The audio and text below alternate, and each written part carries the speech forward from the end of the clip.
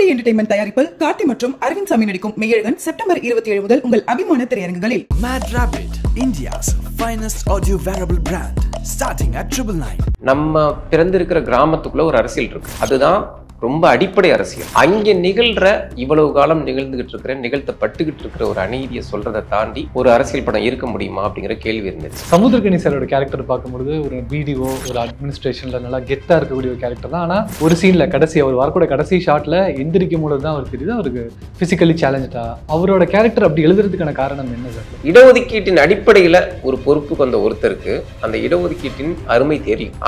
அது வந்து நம்மளை கைதூக்கி விடுறதுக்கான ஒரு கருவி. ஆனா அதை 4 பேர் மிதிக்கிறாங்கிறப்ப அவர் தட்டி கேட்டு அதோட உணர்வு பெருசா இருக்கும். படம் ரிலீஸ்க்கு அப்புறம் இந்த ரிசர்வ் பஞ்சாயத்து தலைவர்களை அழைச்சு அந்த படத்தை போட்டு காமிச்சோம். நீங்க நம்பவே மாட்டீங்க, மொத்த பேரும் படத்தை பார்த்துட்டு கண்கலங்கி அழுது எல்லாம் பண்ணிட்டு, சார் இது வந்து 10% தான் சார், பாக்கி 90% இருக்கு சார், கொலையே பண்ணியிருக்காங்க அப்படிங்கிறப்போ நீங்க என்ன சார் அடிச்சதையும் வச்சது இதையே வந்து தாங்கிக்க மாட்டேங்கிறாங்க மக்களுங்கிறீங்க அப்படின்னாங்க. செருப்புக்கு ஃபர்ஸ்ட் ஷாட் வைக்கலாமா? ஜனநாயகத்தை நம்ம ஆட்கள் செருப்புக்கு சமமாக தான் நினைக்கிறாங்க, அதன்படி தான் நடக்கிறாங்க அப்படிங்கிறத காட்டுறதுக்கு முதல் ஷாட் செருப்புக்கு வைக்கணும்னு முடிவெடுத்தோம். ஒரு பேரை இருட்டடிப்பு பண்றது பெரிய அரசியலுங்க. உங்க பேரை சொல்லி நான் கூப்பிடாம உங்களுக்கு நான் ஒரு பட்டப்பேர் சூட்டுறது இருக்குல்ல, அது எவ்வளவு பெரிய அநாகரியம். சமூகத்தின் அடக்குமுறை தான் அது. ஆமா, அம்பேத்கர்ங்கிற பேரை சொல்ல விருப்பம் இல்லை, அதனால நான் கூழ் படம்னு உங்களுக்கு கூப்பிடுறேன், கூழு அப்படின்னு கூப்பிடுறேன். நிறைய தலித் பஞ்சாயத்து தலைவர்கள் இருக்கிற ஊர்ல அந்த போர்டு இருக்காது, அந்த போர்டு இருந்தாலும் அவங்க பேர் இருக்காது, அவங்க பேர் இருந்தாலும் அது சின்ன பின்னப்பட்டது. பட் ரா சரவணன் சாரோட படங்கள் தொடர்ந்து எதை பற்றி பேசும், எதுக்காக குரல் கொடுக்கும்? அரசியலை பற்றி தான் பேசும், அடிப்படை அரசியலை பற்றி பேசும். ஒரு சாவு, ஒரு தலித்தோட மரணம் எவ்வளவு கொடூரமா இருக்கு. எப்பவுமே நம்ம வந்து சாவுல வந்து மனசிறங்கிடுவோம், எதிரி செத்தா கூட நம்ம வந்து கண்கலங்கிடுவோம். ஆனா கிராமங்கள், இத்தனைக்கும் இரக்கத்தின் அடையாளமா இருக்கிற, அன்பின் அடையாளமா இருக்கிற கிராமங்கள்னா சாதிய கட்டமைப்புகள்ல ஒருத்தருடைய சாவை கூட இவ்வளவு கேவலமா வேடிக்கை பார்க்குது. அதை சொல்ல வேண்டிய அவசியம் எனக்கு இருந்துச்சு. ஒரு 2 மாசம் கழிச்சு வந்து ஷூட்டிங் பண்ண, நான் இயல்பா செத்தே போயிருவேன். அன்னைக்கு என்னை போட்டு இதே மாதிரி தண்ணியை ஊற்றி நீ வந்து மண்ணலி போட்டு புதப்பா அப்படிங்கிறப்ப மொத்தமா நான் சொல்றேன், ஒரு 5-6 பேர் தான் அங்க இருந்தோம். அந்த இடத்துல எல்லாருமே ஒரு மாதிரி கண்கலங்கிட்டோம். இதுல பெரிய துயரம் என்னன்னா, படம் ரிலீஸ் ஆகிறதுக்கு 2 மாசத்துக்கு முன்னால அவங்க இறந்துட்டாங்க. இப்ப படம் பார்த்துட்டு ஒருத்தர் பேசப்ப கூட சொன்னாரு, சசி சாரை வந்து எப்படி தெருவில் அம்மனமா விட்டு அடிக்கிறாங்களோ அதே மாதிரி என்னை அடிச்சாங்க சார், என் பல்ல உடைச்சாங்க. இன்னும் தாண்டி என்ன பண்ணாங்கன்னா, என்னை எல்லா சித்திரவதை பண்ணி அது ஒரு வீடியோ வேற எடுத்து வச்சுக்கிட்டாங்க சார். அப்போ உண்மைக்கு நெருக்கமா இல்ல, உண்மையாவே நான் எடுக்கணும் அப்படிங்கிறதுல நான் தெளிவா இருந்தேன்.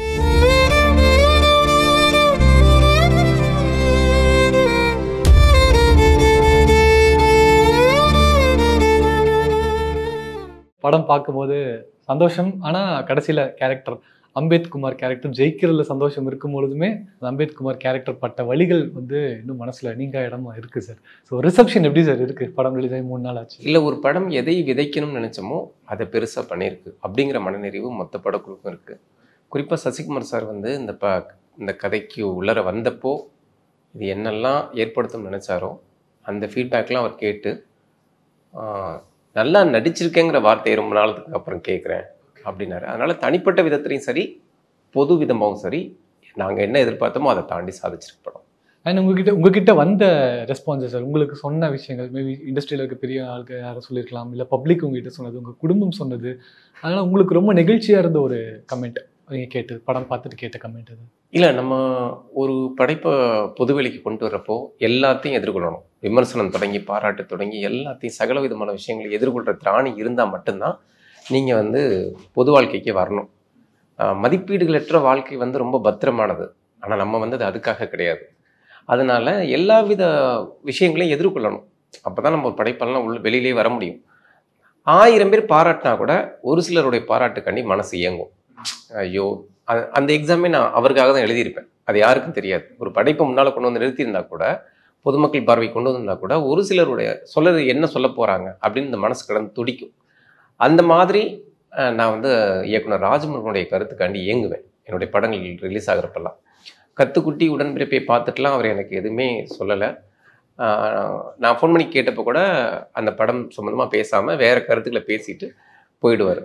ஆனால் இந்த படம் பார்த்துட்டு ஒரு 2 மணி நேரம் கழிச்சு எனக்கு ஃபோன் பண்ணப்போ, என்னால் தாங்கவே முடியலடா, அந்த படம் பார்த்துட்டு உன்கிட்ட பேசியிருந்தால் நான் அழுதுருப்பேன், அது தாங்க முடியாமல் தான் ஓடி வந்தேன், நான் உன்னை இப்போ உடனே பார்க்கணுமே அப்படின்னாரு. நான் வெளியில் இருக்கேனே அப்படின்னேன். அப்புறம் என் அலுவலகத்துக்கு வந்து ஒரு அன்பு பரிசு கொடுத்து, நான் இப்படி ஒரு படைப்பு பண்ணியிருந்தா கூட நான் இவ்வளோ நெகிழ்ந்திருக்க மாட்டேன், நீ பண்ணதில் எனக்கு அவ்வளோ மகிழ்ச்சி அப்படின்னாரு.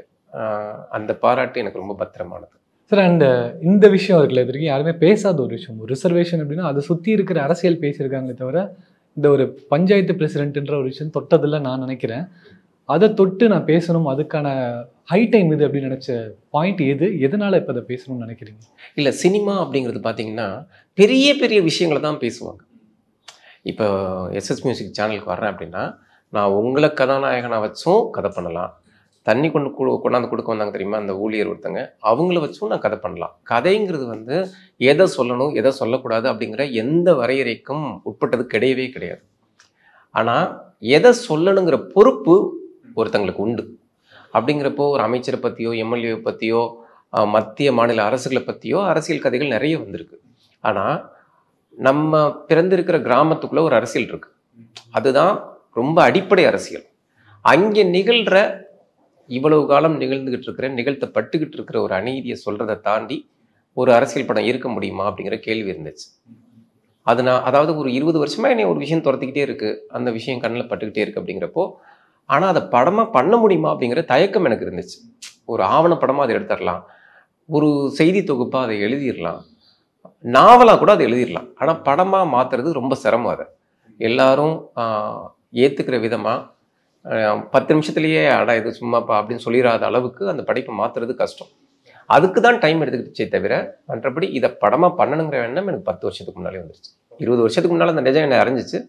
அடுத்தடுத்த இதில் எனக்கு படம் பண்ணுங்கிற வந்துச்சு. சார் ஒரு பாயிண்ட்ல வந்து நமக்கு இந்த படம் இதை நான் பேசியே ஆகணும் அப்படின்னு நம்ம சொல்லும்போது நமக்குள்ள ஒரு தைரியம் உருவாக்கிட்டு அதுக்கு ஒரு ஸ்க்ரீன் பிளே எழுதுறதெல்லாம் பண்ணிடுவோம் சார். ஆனால் இந்த படத்தை எப்படி மக்கள் ரிசீவ் பண்ணிக்க போகிறாங்கன்றது முதல் பயம். ரெண்டாவது இது எப்படி ப்ரொடியூசர் அக்செப்ட் பண்ண போகிறான்றது ரெண்டாவது பயம். மூணாவது பயம் வந்து என்னென்னா திரைக்கு வருமா அப்படின்ற ஒரு கேள்வி. ஏன்னா ஒரு ஸ்ட்ராங்கான ஸ்டேட்மெண்ட் நம்ம சொல்கிறோம், நிறைய பிரச்சனைகள் சூழ்ந்து இருக்குது, திரைக்கு வருமான்ற ஒரு பயம் இருக்குது. இவ்வளோ பயம் இருந்தாலும் இதை தாண்டி இந்த படம் இன்னைக்கு வந்திருக்கு, பேசப்படுது அப்படிங்கும்போது அது வெற்றி தான். இந்த 3 பயங்களை நீங்கள் எப்படி ஹேண்டில்? நிச்சயமாக ப்ரொடியூசர் கிடைக்க மாட்டாங்கன்னு எனக்கு நல்லா தெரியும். ஆனாலும் நான் போராடினேன், நான் நிறைய பேரை அணுகுனேன், நிறைய பேர்ட்டு பேசினேன். இல்லை சார் இதை நான் எல்லா மக்களுக்கும் பிடிச்ச மாதிரி நான் பண்ணிடுவேன் சார், என்னை நம்புங்க அப்படிலாம் பேசி பார்த்தோம். என்னதான் இருந்தாலுமே இந்த கதை அதாவது எப்போவுமே சில நேரங்களில் பார்த்தீங்கன்னா கற்பனையை தாண்டி நிஜம் பயங்கர சுவாரஸ்யமாக பயங்கர அதிர்ச்சியாக இருக்கும். அதை நீங்கள் கற்பனையில் கூட அதை எழுத முடியாது, நிஜம் அவ்வளவு வலிமையானதாக இருக்கும். அப்படிங்கிறப்போ அதை திரைக்கதையை மாற்றுறப்போ எல்லாருக்குமே அந்த கதை பிடிச்சிருந்துச்சு. ஆனால் பண்ணுறதுக்கு ஒரு தயக்கம் இருந்துச்சு. ஏன்னா அப்போதைய அரசு அது கண்டிப்பாக பாதிக்கும், அவங்களுக்கு தேவையற்ற சிரமங்களை கொடுக்கும். அப்படிங்கிறதுனால வேறு கதை பண்ணலாம், கதை நல்லா இருக்குது இப்படிங்கிறதுனாலே இது தள்ளி போயிட்டே இருந்துச்சு. சசிகுமார் சார்கிட்ட வந்து நான் எப்போவுமே சில விஷயங்கள் மனசில் தோன்றதை நான் வந்து ஷேர் பண்ணுவேன். ஒரு நாள் வந்து நான் அந்த கதையை அவர்கிட்ட சொன்னப்போ ஒரு 20-30 நிமிஷம் பேசினேன்.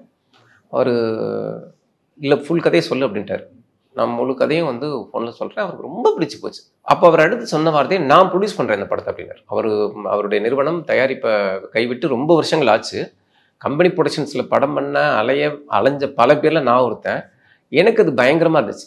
எனக்கு இந்த கதைக்கு ப்ரொடியூசர் கிடைச்சிட்டாங்கிறது ஒன்று, அதை தாண்டி கம்பெனி ப்ரொடக்ஷன்ஸுங்கிறப்போ எனக்கு அது பெரிய கனவாக இருந்துச்சு. இன்னொரு கனெக்ட். ஆமாம், அப்போல்லாம் பார்த்தீங்கன்னா புதுசாக வர்ற பல இயக்குநர்கள் கம்பெனி ப்ரொடக்ஷன்ஸ் தேடி போவாங்க. அப்போது அதில் எனக்கு நல்ல வாய்ப்பு அனுப்பிச்சு பண்ணுறோம். அது ஒரு கட்டத்தில் பார்த்தீங்கன்னா அவரால் பண்ண முடியல, சசிகுமார் சாரால் பண்ண முடியல. பொருளாதார நெருக்கடிகள் யாருக்கு எப்போ வரும்லாம் நம்ம நினைக்கவே முடியாது. அப்போ வந்து நம்ம எதுக்கு இதை வச்சுட்டு போராடுறோம், பேசாமல் இதை தூக்கி போட்டு வேறு கதை பண்ணலாம் அப்படிங்கிற ஒரு சலிப்பு வந்துச்சு. தற்சொருவு அடைஞ்சேன் உண்மையாகவே. ஆனாலும் தலைமாட்டில் அந்த கதையை வச்சுக்கிட்டு வேற ஒரு கதையை எழுதுறதோ எடுக்கிறதோ கஷ்டமாக இருந்துச்சு. சரி ரைட், அப்போ நம்ம ப்ரொடக்ஷன் பண்ணால் என்ன, நிறைய நண்பர்களை சம்பாரிச்சிருக்கிறோம். இப்போ நம்ம ஒன்றும் என் பொண்ணு கல்யாணம் பண்ணணும்னு சொல்லி காசு கேட்க போகிறதில்ல, என் வீடு கட்டணும்னு சொல்லி நான் யார்ட்டையும் காசு கேட்க போகிறதில்ல. ஒரு படம் பண்ணணும், நல்ல படம் பண்ணணும், கண்டிப்பாக நான் வந்து வாங்கின காசை திருப்பி கொடுத்துருவேன் அப்படிங்கிற நம்பகத்தை நான் நிச்சயமாக நிறைய சம்பாரித்து வச்சுருக்கேன். அப்படிங்கிறப்ப அந்த நாணயம் இருக்கிறப்ப நம்ம கேட்டால் என்ன பிரச்சனை அப்படின்னு சொல்லி சரி நம்மளே ப்ரொடக்ஷன் பண்ணிடுவோம் அப்படின்னு தோணுச்சு. சசிகுமார் சார் சொன்னேன், சூப்பராக பண்ணு, ஏன்னா இதுக்கு மேலேயும் இதை தள்ளி போடாத, அதனால நீ தாராளமாக பண்ணு அப்படின்னாரு. அதுக்கு அப்பாற்பட்டு என்னென்னா ஹீரோ கிடைக்கிறதுல பிரச்சனை. இப்போ சூரியன் நான் நினச்சிருந்தேன்னா சூரியன் கதை பிடிச்சிருந்துச்சு, ஆனாலும் அவருடைய வேறு சில வேலைகள் போயிட்டு இருந்துச்சு. அடுத்தடுத்து நகர்றப்போ அப்போ ஒரு தற்சொருவு அடைஞ்சேன், இதை வச்சுட்டு போராடவே முடியல. அப்படிங்கிறப்போ மறுபடியும் அப்போது உதவ வந்தவர் தான் சசிகுமார். ஒரு தயாரிப்பாளராக எப்படி அவர் எனக்கு வந்து ஒரு பெரிய தன்னம்பிக்கை கொடுத்து இதை பண்ணுன்னு சொன்னாரோ அதே மாதிரி நானே பண்ணுறேன் அப்படின்னாரு. அப்போ வந்து எனக்கு தான் உடன்பாடு இல்லை வேணாம் சார், தயவு பண்ணி வேணாம் சார், உங்களால் பண்ண முடியாது, இன்னொன்று நீங்கள் உங்களுக்கு சங்கடப்படுத்த எனக்கும் கஷ்டமாக இருக்கும், வேணாம் அப்படின்னு எவ்வளோ மறுத்தேன். இல்லை நான் ஏன்னா அவருக்கு வந்து அந்த கதையோட ஜீவன் ரொம்ப பிடிச்சிருந்துச்சு. இன்னொன்று சசி சார் வந்து தோரணையாக நிற்பார், ஆடுவார், பாடுவார். ஒரு ஒரு கஷ்டப்படாமல் நடிப்பை வெளிப்பட்ட நடிகராகவே அவர் இவ்வளோ காலம் இருந்தார். அப்போ அவருக்கும் அது சேலஞ்சிங்காக இருந்துச்சு, இதை பண்ணி பார்க்கலாமே அப்படிங்கிறது. அப்போது அவர் வர்றப்போ அவர் முதல் நாள் வந்து எனக்கு உடன்பாடு இல்லை. ஆனால் அதுக்கடுத்து அவர் அதை நிரூபித்து என்கிட்ட காட்டினப்போ இந்த தோலை பிடிச்சிட்டு அப்படியே ட்ராவல் பண்ணிடணும்னு தோணுச்சு. சார் ரிலீஸ்க்கு முன்னாடி உங்கள் வீட்டில் பேசும்போது இடத்துல சொல்லியிருந்தீங்க சசிகுமார் சார் முதல்ல ஒரு கேமியோ பண்ணுறது தான் பேச்சு, அப்படி தான் இருந்தது. அது வந்து சமுத்திரக்கனி அவர்களோட கேமியோ தானா சார்? ஏன்னா நான் அன்னைக்கு கேட்கல, உங்ககிட்ட கேட்டேன் எனக்கு யார் வரப்போறான்ற பிரேக் சர்ப்ரைஸ். அதை நான் கேட்கல. கதை சொன்னப்பவே வந்து சார் வந்து நான் இந்த கேரக்டர் பண்ணுறேன், ரொம்ப நல்ல கேரக்டராக இருக்குது, நான் கண்டிப்பாக நான் பண்ணுறேன் அப்படின்னு சொல்லியிருந்தாரு. அப்போது இந்த மாதிரி படங்களில் இந்த மாதிரி ஆர்டிஸ்ட்லாம் கிடைச்சா சேர்த்துக்கணும், அதுதான் நம்மளுக்கு வந்து 4 பேர்ட்டு கொண்டு போய் ரீச் பண்ணுறதுக்கான நல்ல விஷயமா இருக்கும். அப்படிங்கிறப்போ எனக்கு இப்போ பெரிய சப்போர்ட் ஆயிடுச்சு. தயாரிப்பாளராக வரலன்னா கூட எனக்கு ஒரு கேரக்டர் பண்ணி கொடுக்குறாரு அப்படின்னு. ஆனால் அவரே ஹீரோ மாறுவாருங்கிறது எதிர்பாராத ட்விஸ்ட்டு தான் சார். ஆனால் சார் சமுத்திரக்கனி சாரோட கேரக்டர் பார்க்கும்பொழுது ஒரு பிடிஓ, ஒரு அட்மினிஸ்ட்ரேஷனில் நல்லா கெத்தாக இருக்கக்கூடிய ஒரு கேரக்டர் தான். ஆனால் ஒரு சீனில் கடைசி அவர் வரக்கூடிய கடைசி ஷாட்டில் எந்திரிக்கும் பொழுது தான் அவர் தெரியுது அவருக்கு ஃபிசிக்கலி சேலஞ்சா. அவரோட கேரக்டர் அப்படி எழுதுறதுக்கான காரணம் என்ன சார்? லைக் அது யாராவது பார்த்த தாக்கமா? நீங்கள் பார்த்து வந்து கடந்தது வீடியோ இல்லை, அந்த பேருங்கிறது நான் பார்த்த தாக்கம். மருந்துத்துறைன்னு எனக்கு தெரிஞ்ச ஒரு அதிகாரி இருக்கார், சுகாதாரத்துறையில் இருக்கிற மருத்துவர். அவர் ரொம்ப பிடிச்சவர், அதனால பேர் அது ஒரு காரணம். ஆனால் என்னன்னா இடஒதுக்கீட்டின் அடிப்படையில் ஒரு பொறுப்புக்கு வந்த ஒருத்தருக்கு அந்த இடஒதுக்கீட்டின் அருமை தெரியும். அது வந்து நம்மளை கைதூக்கி விடுறதுக்கான ஒரு கருவி. ஆனால் அதை 4 பேர் மிதிக்கிறாங்கிறப்ப அவர் தட்டி கேட்டால் அதோட உணர்வு பெருசாக இருக்கும். இன்னொரு விஷயம், உடல் அளவில் அவர் ஊனமாக இருந்தால் கூட ஒரு அநீதி நடக்கிறப்ப தட்டி கேட்குறாரு, அந்த ஊர்க்காரங்களை விரட்டுறாரு, அவர் அந்த பாதிக்கப்பட்டவருக்கு மோட்டிவேஷன் கொடுக்குறாரு. ஆனால் நம்ம நல்லா இருக்கோம், நம்ம யாருக்கும் அதை பண்ணுறதே இல்லை, அதை நீங்கள் செய்யணும் அப்படிங்கிற எண்ணத்தை பார்வையாளர்களுக்கு கடத்த வேண்டிய கடமை இருந்துச்சு. ஒரு சின்ன கேரக்டரைசேஷன் சார். ஒரு எனக்கு தெரிஞ்சு எழுதும் போது ஒரு 2 வரியில் எழுதிட்டு பிடிச்சிருப்பீங்க. அதுக்கு முன்னாடி ஒரு ஆழமான கருத்து இதில் இருக்குங்கும் போது இன்ஸ்பைரிங்காக இருக்குது. நியாயமாக எழுதுறப்ப பண்ணலை, எழுதல, எடுக்கிறப்ப தான் அது மாறுனுச்சு. எழுதுறப்ப அது பண்ணலை, எழுதுறப்ப வந்து மருதுதுறை அப்படிங்கிற கேரக்டர் மட்டும் போயிடுச்சு. எடுக்கிறப்போ எப்போவுமே இந்த மாதிரி விஷயங்களில் சமுத்திரக்கனி சார் வந்து செம்ம இன்வால்மெண்ட்டாக பேசுவார். ஒரு டயலாக் சேஞ்சு சில பேர் பண்ணுவாங்க, ஆனால் அதை தாண்டி இது என்ன சீனு எனக்கு சொல்லு அப்படின்னு சொல்லி இது பண்ணுறப்போ அந்த கலந்துரையாடல் வந்து பல கதவுகளை நமக்கு திறந்து விடும், அவரும் இயக்குனருங்கிறதுனால.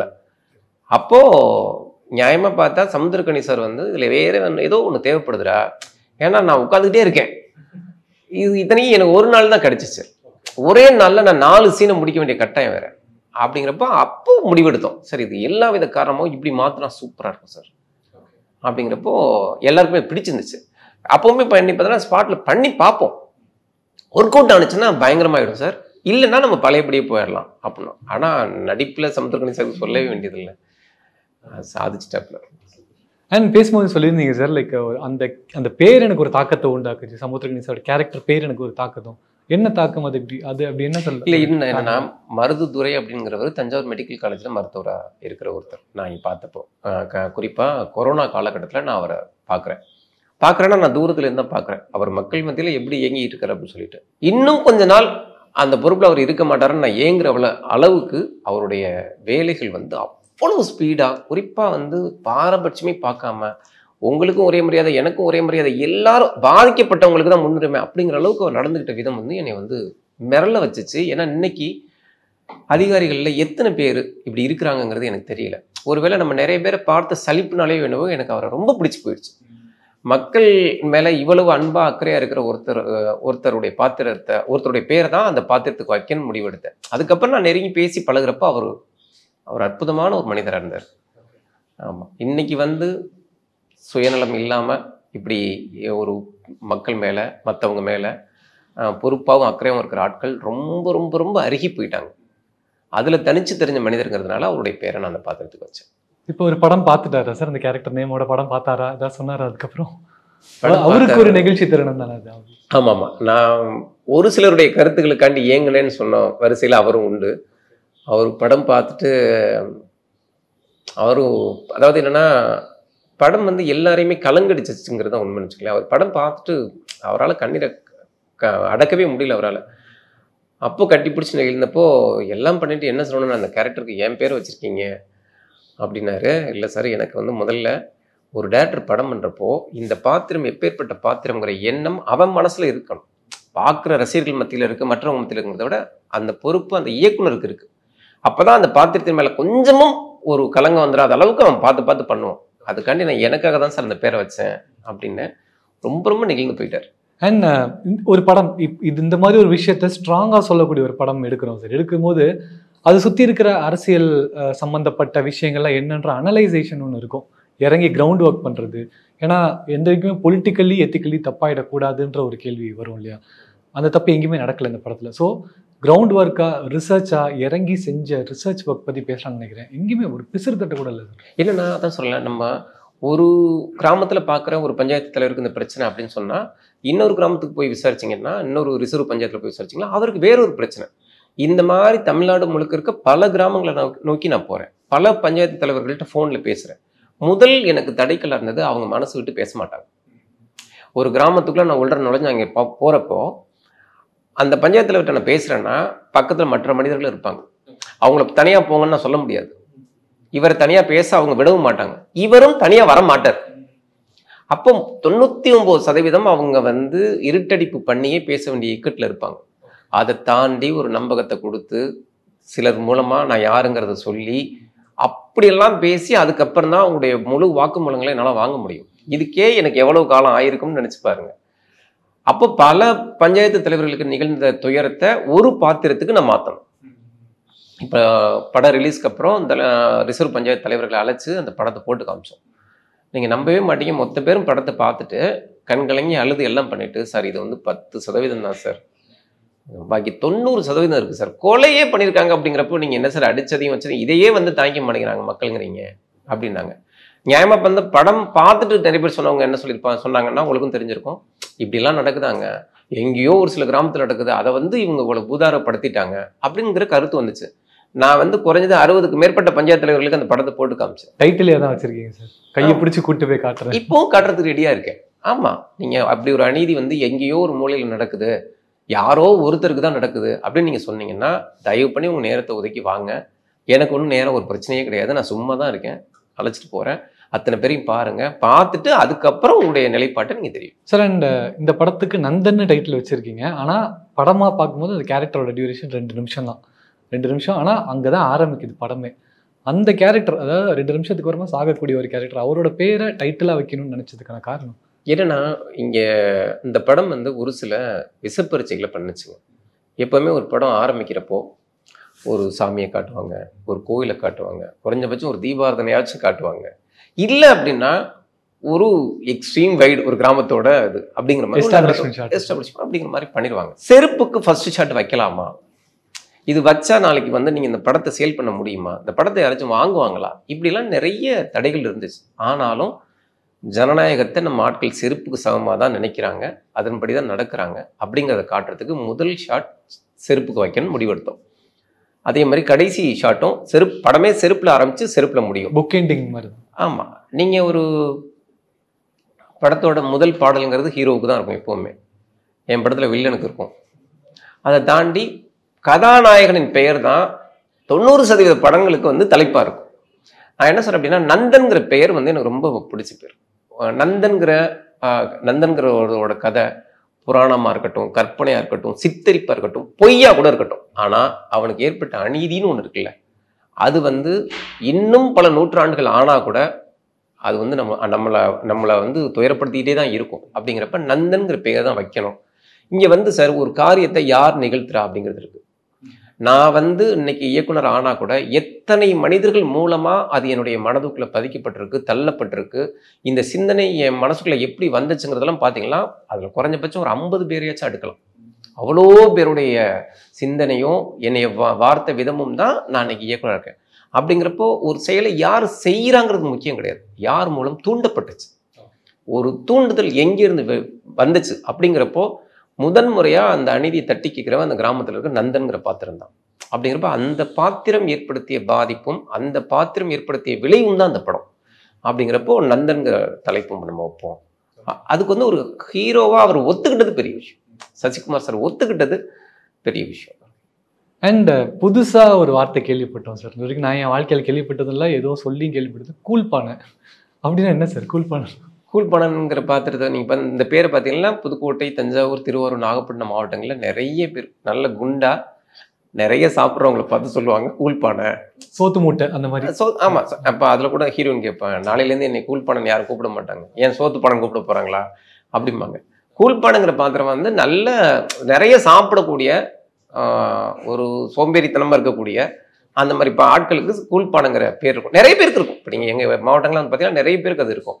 நான் இதில் வந்து கூழ்ப்பானைங்கிறது வச்சு பார்த்தீங்களா, ஒரு பெயருங்கிறது வந்து பெரிய அடையாளம். நம்ம வந்து ஒரு பேரை வந்து சர்வசாதாரணமாக கடந்து போப்போம். நந்தன்கிற பேர் கேட்டிங்கன்னா என்னால் 2 மணி நேரம் பேச முடியும். அந்த அளவுக்கான பின்னணிகள் அதில் காரணங்கள் நிறைய இருக்குது. அந்த பாட்டி வந்து உன் பேர் ஏன் அம்பேத்குமார்னு வச்சதுக்கு ஒரு காரணம் சொல்லுவாங்க. உன்னை பரக்குமார், காலனிக்குமார்னு எல்லாரும் கிண்டல் பண்ணப்ப நீ அழுத, அப்போ என் புருஷன் உன்னை வாத்தியார்ட்ட தூக்கிட்டு போயிட்டு அம்பேத்குமார்னு பேர் வச்சாரு. ஐயனார்னா தெரியுமியா, அது யார் அம்பேத்கர்னு நாங்கள்லாம் சிரித்தோம். என்ன சிரிக்கிறீங்க, இந்த பேர் தாண்டா அவனை பெரிய ஆளாக்கும்னு சொன்னேன் அப்படின்னு சொல்லி. அப்போ ஒரு பேருக்கு இவ்வளோ பெரிய பின்னணிகள் இருக்குது. ஒடுக்கப்பட்ட ஒரு குடும்பத்தில் இருக்கிற பையனை இந்த பெயர் வலிமையாக்கும் நினச்சி ஒரு வச்சார். ஆனால் அவன் அதை பற்றி எந்த கவலையும் இல்லை, அவன் பாடுறான். ஆனால் அந்த பேரை சொல்ல உச்சரிக்க, அந்த பேரை சொல்லவோ உச்சரிக்கவோ கூப்பிடவோ தயங்குற ஒரு ஆதிக்க வர்க்கம் அவனுக்கு கூழ்ப்பானைன்னு பேர் வைக்குது. அவ்வளோ பின்னணிகள் இருக்குது கூழ்ப்பானைங்கிற பேருக்கு பின்னாடி. ஆனால் இது எதுவுமே எங்களுக்கு தெரியாது. நீங்கள் சொல்லும் போது எங்களுக்கு மேபி அடுத்தடுத்து கிளியர் ஆகுது. ஓப்பனா இதுதான் அந்த விஷுவல் ஸ்டோரி டெல்லிங்னு சொல்லுவாங்களோ என்னன்னு தெரியல, ஒரு வார்த்தைக்கு பின்னாடி இருக்கிற அர்த்தம் அப்படின்றது. இல்லை, அவனே அதை பற்றி கவலைப்பட மாட்டான். மாதிரி அந்த கதாநாயகன் பார்த்தீங்களா கூழ்ப்பானை அப்புறம் ஓடிட்டே இருப்பான். அவருக்குமே அது தப்பா தெரியாது. ஒரு பேரை இருட்டடிப்பு பண்றது பெரிய அரசியலுங்க. இப்போ உங்க பேரை சொல்லி நான் கூப்பிடாம உங்களுக்கு நான் ஒரு பட்டப்பேர் சூட்டுறது இருக்குல்ல, அது எவ்வளவு பெரிய அநாகரியம்.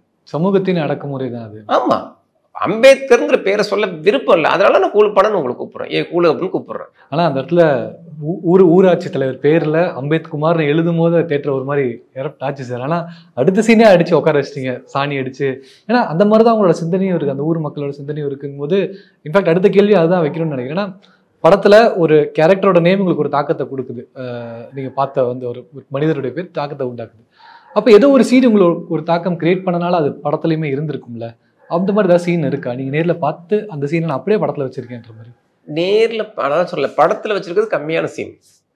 அந்த போர்டை, அதாவது இப்போ நான் வந்து சிமெண்ட் இதாக காமிச்சிருக்கேன், அதுக்கு கம்பி உள்ளது வந்து போர்டை கழட்டி கொண்டு போயிட்டு தூக்கி குளத்துல போட்டு போனவங்கலாம் இருக்கிறாங்க. இப்போ நான் இப்போ இந்த படம் போட்டு காமிச்சப்போ ரிலீஸ்க்கு அப்புறம் ஒரு பஞ்சாயத்தில் அவங்க சொல்கிறாங்க, சார் இப்போ இந்த படத்தில் ஒரு போர்டு சீன் வச்சிங்க, எங்கள் ஊருக்கு இதே மாதிரி சார் நாங்கள் அந்த போர்டில் எழுதியாச்சு, என் பேர் எழுதி பண்ணியாச்சு. இன்னைக்கு வரைக்கும் அந்த கிராமத்தில் என்னால் அந்த போர்டை வைக்க முடியல, எழுதி எல்லாம் பண்ணி அவங்க வீட்டு வாசலில் வச்சுருக்குறாங்க. அந்த போர்டை நான் இன்னும் ஊர் எல்லையில் நட முடியல சார், நட விட மாட்டேங்கிறாங்க அப்படின்னு. இப்போ நாங்கள் ஷூட் பண்ணப்போ சசிகுமார் சாருக்கு இந்த சந்தேகம் வந்துச்சு, ஏங்க இந்த மாதிரிலாம் பண்ணுவாங்களா, பேர் எழுதுனா அதை எப்படி அழிப்பாங்க அப்படின்னு சொன்னப்போ ஒரு பஞ்சாயத்து தலைவரை கூப்பிட்டு சார் பேசுகிறாரு, அந்த சீனை பார்த்தீங்களா அப்படின்னு சொன்னோன்னே, ஆமாம் சார் பார்த்தேன், இந்த மாதிரிலாம் உங்கள் பேர் எழுதினப்போ ஏதாச்சும் பண்ணியிருக்காங்களா? ஐயோ இல்லை சார், அப்படிலாம் இல்லை சார், இப்படிலாம் எனக்குலாம் நடந்ததே இல்லை அப்படின்னாரு. ஏன், என் பேரை தான் எழுதுனதே இல்லையே, நான் தான் பிரசிடென்ட்டு, ஆனால் போன பிரசிடென்ட்டோட பேர் தான் போறீங்க இருக்கு, அதுவும் ரிசர்வ் தொகுதி தான். அது ரிசர்வ் தொகுதி, என் பேர்லாம் எழுதுனா தானே சார் சிறு சாணியில் அடிக்கிறதுக்கு, எழுதவே இல்லை. அப்போது நம்ம படத்தில் காமிச்சது வந்து இப்போவும் சொல்கிறேங்க 10% கூட கிடையாது, அது அதை தாண்டி அப்போ அந்த அதில் வந்து இன்னொருத்தன் சொல்லுவான், அப்படி இந்த பேர்லன்னா அந்த போர்டு இந்த ஊருக்கு வேண்டாம். அப்போ நிறைய தலித் பஞ்சாயத்து தலைவர்கள் இருக்கிற ஊரில் அந்த போர்டு இருக்காது, அந்த போர்டு இருந்தாலும் அவங்க பேர் இருக்காது, அவங்க பேர் இருந்தாலும் அது சின்ன பின்னப்பட்டது சார். அண்ட் படமாக பார்க்கும்பொழுது ஒரு பஞ்சாயத்து தலைவர் ஆகிறதுக்கு, ரிசர்வ் தொகுதியில் ஒரு பஞ்சாயத்து தலைவர் ஆகணும்னா எவ்வளோ பிரச்சனைகள் இருக்குன்னு பேசியிருக்கீங்க. ஆனால் அடுத்தடுத்த படங்கள், உங்களோட அடுத்தடுத்த படங்கள் அடுத்தடுத்த ரிசர்வ் தொகுதியில் இருக்க பிரச்சனைகள் பேசுமா? ஏன்னா பஞ்சாயத்து பேசியிருக்கோம், அடுத்து எம்எல்ஏ தொகுதியிலுமே ரிசர்வ் தொகுதி இருக்குது, எம்பிக்குமே இருக்குது, இதில் இருக்க அரசியலுமே பேசுமா? இல்லை சமூக நீதி, அதை பற்றி? சமூக நீதி விஷயங்களுக்கான தேவைகள், சொல்லப்பட வேண்டிய கதைகள் எக்கச்சக்கமாக இருக்குங்க. மாமன்னன் பார்த்தீங்கன்னா ஒரு ரிசர்வ் தொகுதியில் எம்எல்ஏ ஆகிறவர் என்னென்ன பிரச்சனைகளை எதிர்கொள்கிறாரு அப்படிங்கிறது தான். அதை மாமன்னன் பேசிட்டாங்க, மாரி செல்வராஜ் சார் பேசிட்டார். இப்போ நான் வந்து ஒரு தலித் பஞ்சாயத்தில் நடக்கிற அரசியலை பேசியிருக்கேன். ஆனால் மாமன்னன் ஈடுபட்ட அளவுக்கு நந்தன் ஈடுபட்டிருக்கா அப்படின்னா படிப்படியாக இனிமேல் தான் மாறும். யாருக்காச்சும் கண்டிப்பாக யாரோ ஒரு அதிகாரிகளோட கவனத்தை திருப்பி இருக்கும், யார் மனசாட்சியாச்சும் உலுக்கி இருக்கும், இல்லை இனிமேல் வர்ற காலத்தில் உழுக்கும் அப்படிங்கிற நம்பிக்கை தான். நான் பண்ணுறனோ இல்லையோ, எனக்கு அடுத்து வர்ற இயக்குநர்களோ இதுக்கு முன்னால் உள்ள இயக்குநர்களோ நிச்சயம் சமூக நீதி சார்ந்த விஷயங்களை தொடர்ந்து பண்ணுவாங்க அப்படிங்கிற நம்பிக்கை இருக்கு. பட் ரா சரவணன் சாரோட படங்கள் தொடர்ந்து எதை பற்றி பேசும், எதுக்காக குரல் கொடுக்கும்? அரசியலை பற்றி தான் பேசும், அடிப்படை அரசியலை பற்றி பேசும். அதாவது நம்ம அரசியலை தவிர்த்துட்டு எதுவுமே பண்ண முடியாது. நமக்கு தெரிஞ்சோ தெரியாமலோ அரசியல் நம்மளோட பின்னி பிணைஞ்சு தான் இருக்குது. நம்ம நினைக்கலாம் நம்ம வந்து அரசியலை விட்டு ஒதுங்கி இருக்கோம்னு. ஆனால் அரசியல் நம்மளை விட்டு ஒதுங்கவே ஒதுங்காது. நீங்கள் அமைதியாக இருந்தீங்கன்னா அந்த அரசியல் உங்களை கொன்றும். நீங்கள் வந்து கூக்குரலிட்டு வெளில வந்தீங்கன்னா அந்த அரசியலை திருத்துற இடத்துல நீங்கள் இருப்பீங்க. அதனால் நிச்சயமாக அரசியலை மையப்படுத்துகிற கதைகள் தான் இருக்கும். பொதுவாக ஒரு 2 சீனுடைய மேக்கிங் நான் உங்கள்கிட்ட கேட்கணும்னு நினைச்சேன் சார். ஏன்னா இப்படி ஒரு இடம் வரும், உங்ககிட்ட நான் பேசுவேன், ஒரு இன்டர்வியூ நடக்கும்னு எனக்கு தெரியும். ஆனால் அந்த டைமில் இந்த சீனை பற்றி எப்படி எடுத்தீங்கன்னு பேசணும்னு சொல்லிட்டு ஒரு 2 சீன் மட்டும் எனக்கு தேவை. அதோட மேக்கிங் கொஞ்சம் டீட்டெயில்டாக சொன்னீங்கன்னா சந்தோஷப்படுவோம். மேக்கிங் மேபி பார்க்குறவங்க யாராவது சினிமாவில் இன்ட்ரெஸ்ட் இருக்குன்னா அவங்களுக்கு ஒரு கற்றுக்கிறதுக்கு ஒரு விதமாக இருக்கும். சுடுகாடு சீன் சார். மழை பெய்யுது, எரிக்கக்கூடாதுன்னு சொல்லிட்டாங்க, குழி வெட்டிட்டாங்க, மழை பெஞ்சு தண்ணி ரொம்பிடுச்சு. அங்கே ஒரு பாட்டியோட உடல் வந்து புதைக்கிறீங்க. ஆனால் தண்ணிக்குள்ளே போகும்போது நம்ம மூஞ்சி என்ன லைட்டாக சுருங்கும் இல்லையா? அந்த சீனை நான் இதோட ஒப்பிட்டு பார்க்குறேன்னா 1001 கிளைமேக்ஸில் இவர் பார்த்திபன் சாரை தண்ணிக்குள்ளே இறக்குவாங்க. அப்பயுமே அவர் முகத்தில் ஒரு சின்ன சுழிவு கூட இருக்காது. அவர் ஆர்டிஸ்ட், இவங்க ஆர்டிஸ்டே கிடையாது. எப்படி சார் இந்த வேலை வாங்க இந்த சீன் எப்படி எடுத்தீங்க?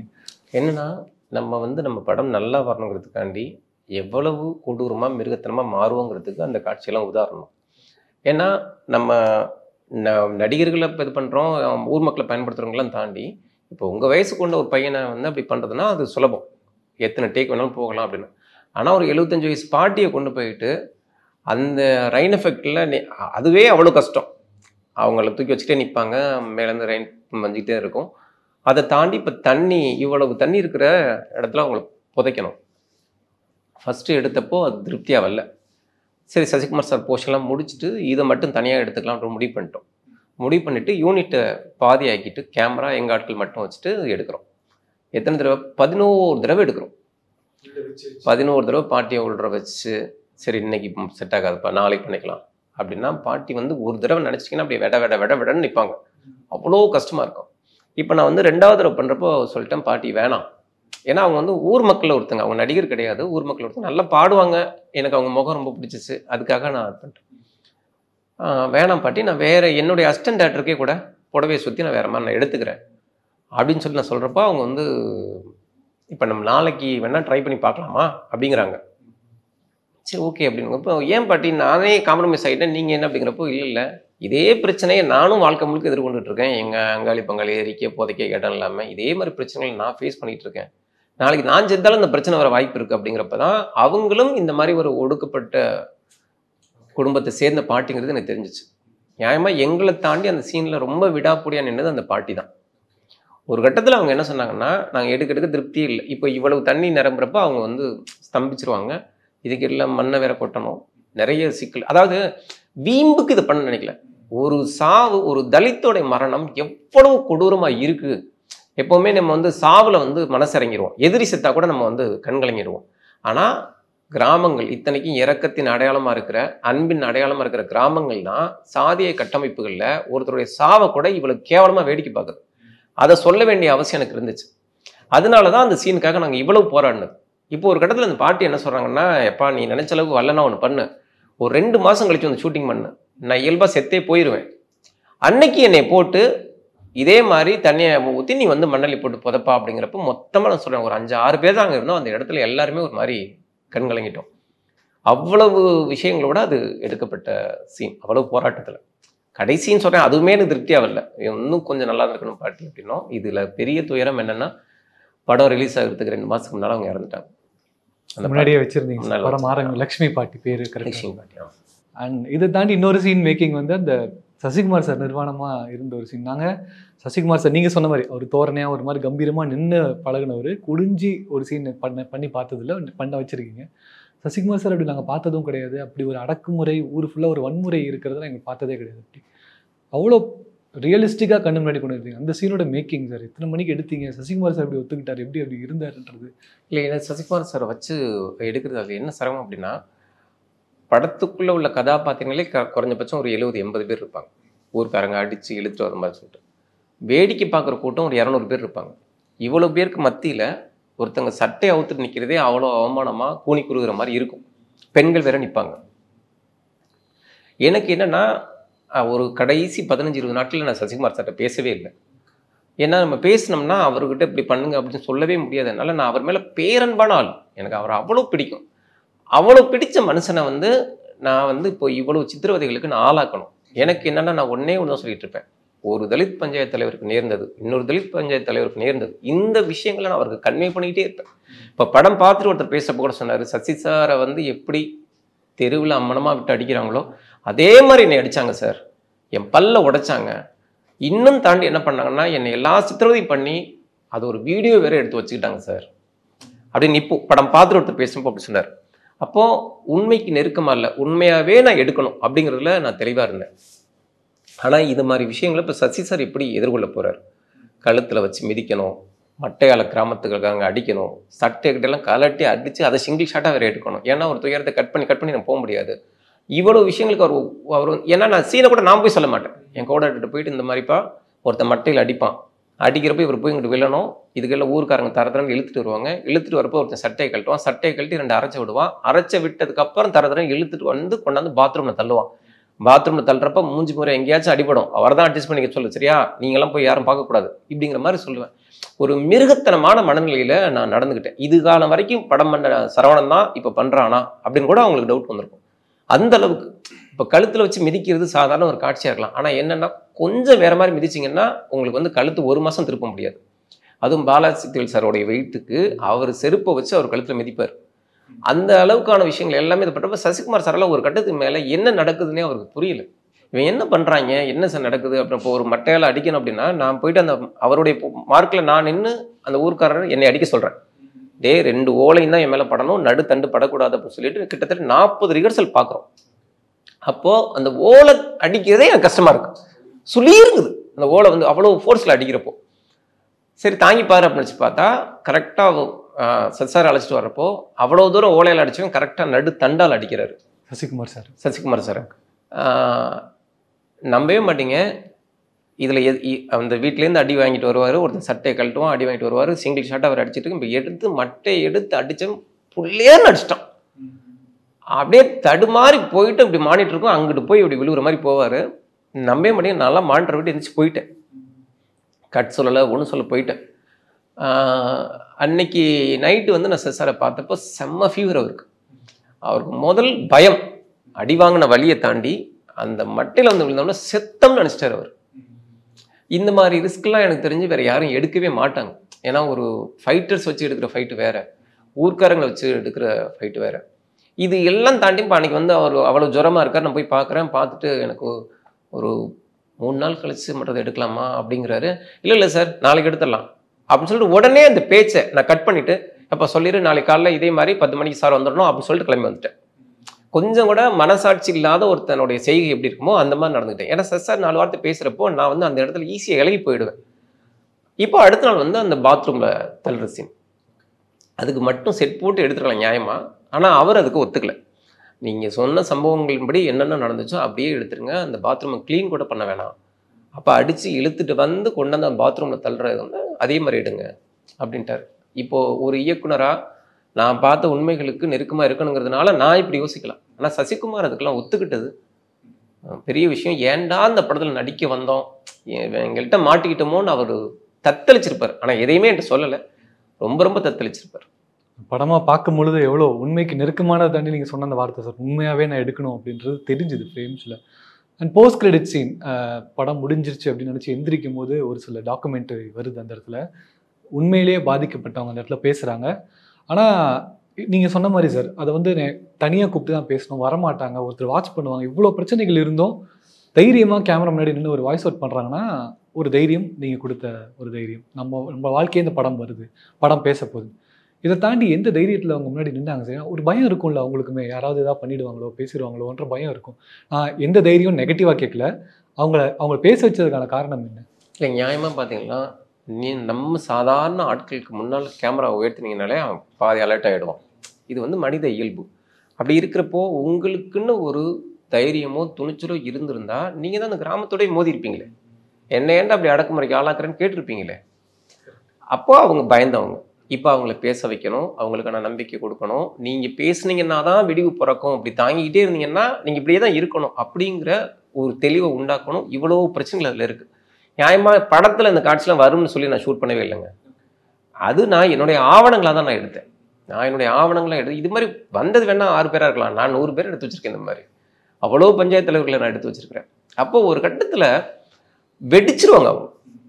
அந்த வெடிச்சு பேசினவங்களுடைய குரல் பதிவை தான், காட்சி பதிவை தான் நீங்கள் பார்க்குறீங்க. இதுக்கு மேலே தாங்க முடியல சார், பரவாயில்ல சார், என்ன சார் ஆகணும், போயிட்டு போவோம் சார், என்ன அதிகபட்சம் கொல்லுவாங்க, அவ்வளோதானே, கொண்டு போகிறாங்க அப்படிங்கிற துணிச்சலுக்கு அப்பாற்பட்டு பேசினவங்க தான் இந்த ஒரு சில பஞ்சாயத்து தலைவர்கள்.